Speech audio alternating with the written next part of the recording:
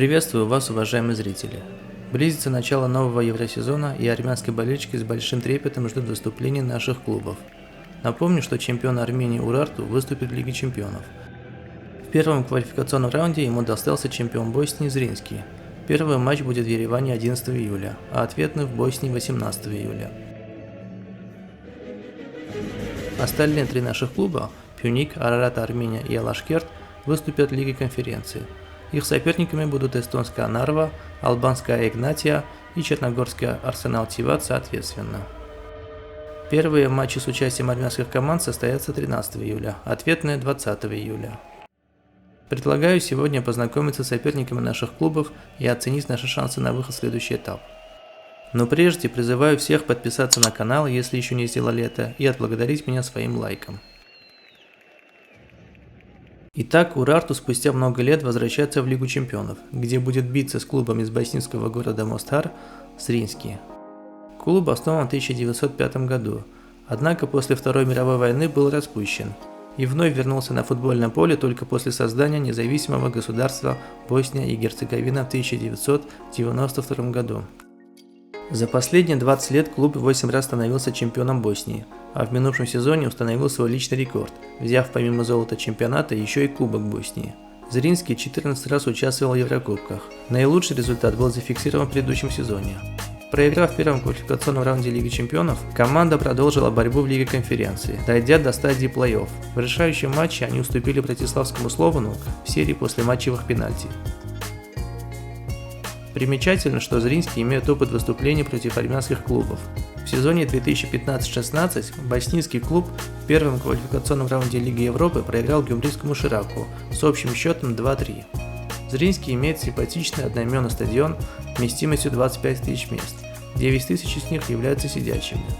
Среди лучших футболистов в истории клуба можно отметить обладателя золотого мяча 2018 года Луку Модрича. Будучи в аренде в Зринске в 2005 году, Модрич был признан лучшим футболистом команды. В нынешнем составе клуба можно отметить 32-летнего нападающего сборной Боснии и Герцеговины Неманью Билбия, а также 23-летнего левого защитника сборной Албании Марселя Исмаиль-Гечи. Общая стоимость Зринский на трансфер-маркете составляет 6 850 000 евро.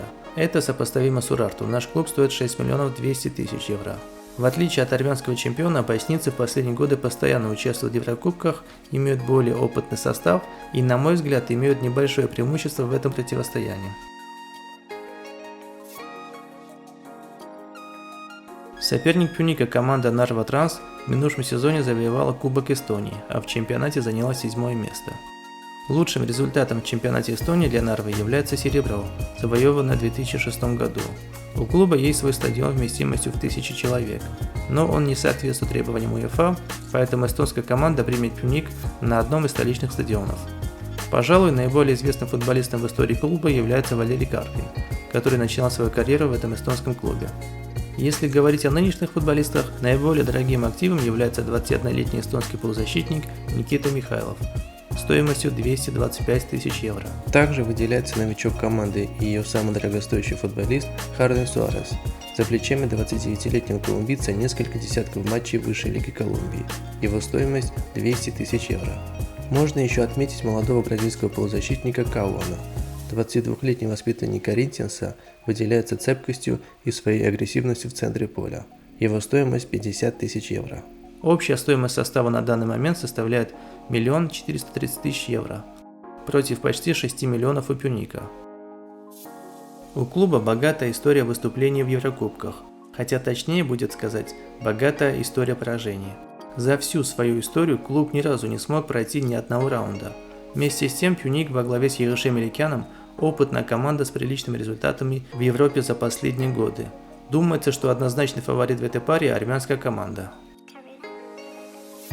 Арарату Армении досталась албанская Игнатия, занявшая 3-е место в минувшем сезоне чемпионата Албании.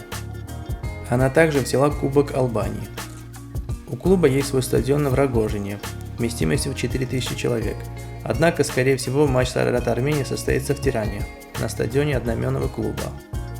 Игнатия довольно молодая команда без опыта выступлений в Еврокубках.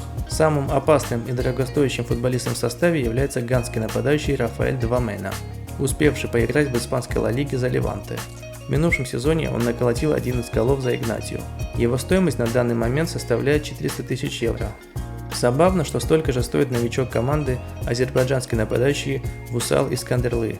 В минувшем сезоне в 35 матчах за Сумгаит в чемпионате и Кубке Азербайджана он забил 6 голов. Думаю, азербайджанские болельщики, так же как и армянские, захотят видеть в основе Игнатия в матчах с Араратом именно Вусала, а не Рафаэля Двамену. Общая стоимость Игнатия составляет 4 миллиона 900 тысяч евро, в то время как состав Арарата Армении оценивается в 6,5 миллионов евро. Думаю, в этой паре также фаворитом является армянский клуб. У нас и опыта больше, и футболисты более классные. Ну и наконец о сопернике Алашкерта, черногорском клубе Арсенал Тиват. Клуб из прибрежного города Тиват имеет 109-летнюю историю. Однако большая часть из них плелась в низших дивизионах. Только в сезоне 22-23 клуб дебютировал в высшей лиге Черногории и сходу занял 3-е место, за счет чего и получил возможность выступить в Лиге конференции. Основной стадион клуба в Тивате вмещает всего 300 человек, поэтому матч с Алашкертом состоится в Подгорице. Команда в основном укомплектована сербскими и черногорскими футболистами. Кого-то выделить сложно, разве что 33-летнего португальского полузащитника Юлиана Монтенегро. С такой фамилией ему сам Бог велел выступать в чемпионате Черногории, где в прошлом сезоне он забил 8 голов в 33 матчах. Его стоимость 100 тысяч евро. Общая стоимость состава на данный момент 2 миллиона евро. При этом Алашкерт оценивается в 4 миллиона евро. Даже без учета стоимости составов, Алашкерт явный фаворит в этой паре. В этом выпуске мы обсудили с вами ближайших соперников наших клубов, но намного интереснее узнать о состоянии дел у нас самих, у наших клубов. До указанных матчей еще около недели. Я постараюсь подготовить выпуск о том, как усилились в преддверии этих матчей наши клубы, кто у них ведущие футболисты, в каком они состоянии и какие перспективы в этом сезоне. Обязательно подпишите, чтобы не пропустить все это. Напомню, что все видео на канале, от подготовки материала до аудио и видеомонтажа, я делаю в одиночку, в свободное от работы время. Если у кого-то из вас есть желание отблагодарить меня материально, буду очень признателен. На экране и в описании к видео номер карты для перевода. Хотелось бы сказать отдельное спасибо 3 моим подписчикам, которые скинули мне донаты, к сожалению не знаю как их зовут, за исключением никнейма в ютубе одного из них. Вместе с переводом можно написать сообщение, где вы сможете указать свое имя или любое иное пожелание. Я укажу это в своих видео. Всем большое спасибо за внимание и до новых встреч!